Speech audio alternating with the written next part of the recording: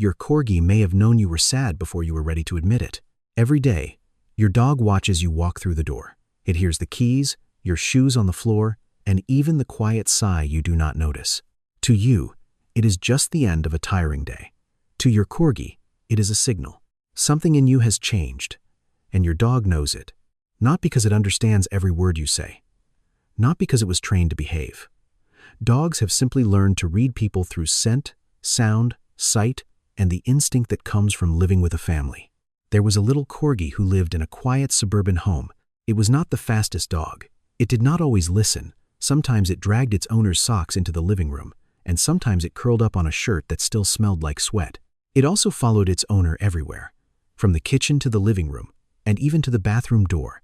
The family would laugh and say, "This dog is so clingy," but they did not understand. In that little Corgi's world, following was not a way to bother someone. It was how the dog checked on the most important person in its life. That morning, the owner woke up later than usual. There was no music and very little talking. The owner quietly made coffee, looked out the window, and sighed. The Corgi lay under the table, its short ears lowered a little as it looked up. It did not bark or bounce around. It just watched. Its eyes seemed to ask, "Are you okay today?" The owner did not notice. A hand reached down, gave the dog a quick pat on the head, and pulled away. The Corgi stayed right there. It smelled the familiar scent on its owner's hand. But beneath that familiar scent, there was something else. Stress, worry, exhaustion. People often hide their feelings behind a smile. Dogs find those feelings in the sound of a voice, the pace of a breath, the scent of the body, the way feet move, and even the silence between two sentences. The Corgi did not know the name of sadness, but it knew sadness made the person it loved move more slowly. It knew sadness made the house feel suddenly quiet, and when that happened, it knew it needed to stay closer. As the owner got ready to leave, the Corgi followed all the way to the door. It was not asking for food. It was not begging to go outside. It simply stood close beside the owner's shoes.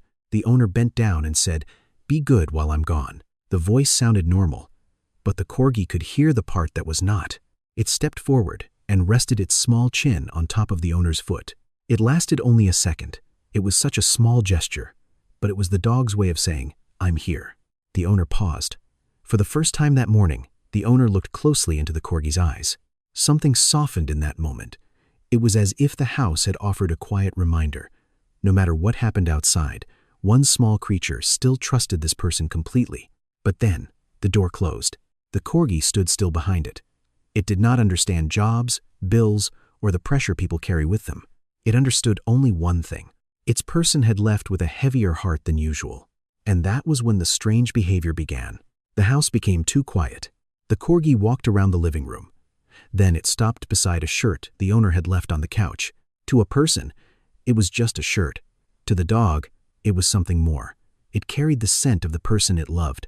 The Corgi pulled the shirt onto the floor, turned in a few circles, and curled up on top of it.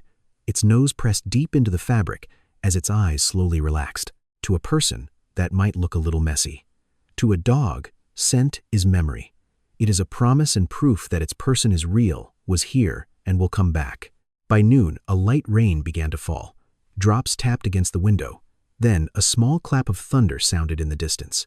It was not very loud, but it was enough to make the little dog jump. The Corgi backed away. Its eyes grew wide, and its breathing became faster. When the owner was home, the dog would run over and press against their legs. One hand on its back was usually enough to help it calm down. But today, the owner was gone. The Corgi turned and searched the room. No one was there. It ran back to the shirt on the floor, lay on top of it, and trembled just a little. This was its first real challenge. It was not the rain or the thunder. It was having to be brave while its safe place was far away. A little later, the dog heard a soft crash in the kitchen. It may have been nothing more than a spoon falling from the edge of the counter, but in the empty house, the sound seemed much louder. The Corgi jumped to its feet. It gave one short bark, then another. The barks were not fierce. They were careful and alert. The dog moved toward the kitchen one step at a time. Its legs were short and its body was low, but its eyes were fully focused. A small dog can still carry a very big heart. The spoon was lying on the floor. No one was there. The Corgi sniffed around, then let out a breath. But just as it settled down again, the doorbell rang. This time, the Corgi raced to the door and barked again and again. Outside, a delivery driver had only left a package on the porch. But the Corgi did not know that. It only knew a stranger had come close to the place its owner called home. The dog stood guard in front of the door. Its small body faced the large entrance. Its tail stopped wagging, and its ears stood tense. In that moment, the Corgi was no longer the silly dog that stole socks. It was the protector of the house. The smallest member of the family had become the most serious one. If you have ever loved a dog, follow Corgi Corner. The stories here are not only about dogs, they are about how these small creatures teach us to love a little better. The afternoon slowly faded. The Corgi returned to the shirt. It was tired, but it never slept deeply. Every few minutes, it opened its eyes and looked toward the door. Then at last, the familiar sounds came. A car stopped outside. Keys moved, and footsteps came closer. The Corgi jumped up so fast that the shirt dragged along behind it. The owner was home. The moment the door opened, the dog rushed forward. It did not wait to be called. It did not wait for permission. Its tail moved so fast that its whole body began to wiggle. It spun around once, then twice. Finally, it stopped and looked straight up at the owner's face.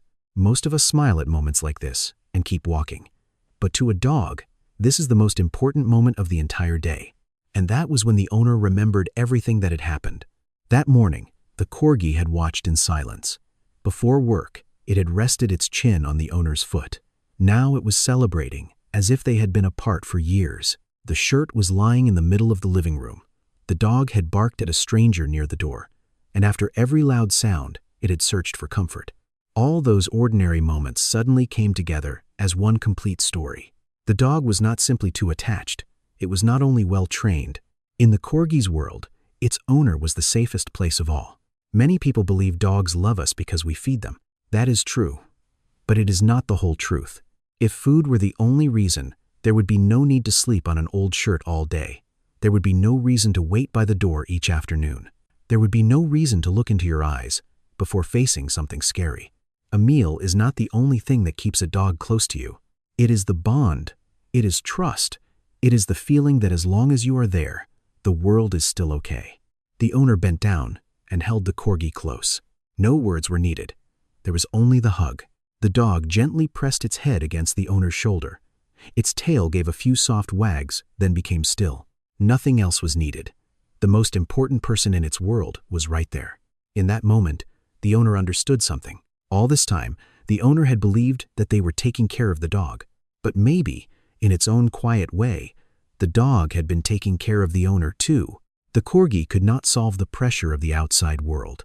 It could not earn money. It could not offer comfort with words. But every day, it did one simple thing. It stayed close, and sometimes, that is enough to change a terrible day. Maybe that is the greatest gift dogs give us. They do not love you because you are rich. They do not love you because you are successful. They do not love you because you are perfect. They love you because you are you. Even on the days when you are completely worn out, even when you are upset, even when you do not realize how badly you need someone beside you, when you get home today, try giving your dog 30 extra seconds. Sit down at your dog's level. Look into those eyes. Give a slow and gentle stroke. Do not hold your dog while looking at your phone. Do not treat that moment like something that will always be there. To you, it may be only half a minute. To your dog, it may be the moment it has waited for all day. We may not be able to speak to dogs in their language, but we can always answer their love by being fully present. And sometimes, that is all they need. If this story helped you see your four-legged friend in a new way, spend a little extra time together today. And if you love gentle, honest stories about Corgis and the simple lessons they bring into our lives, follow Corgi Corner. There are still so many stories waiting for us.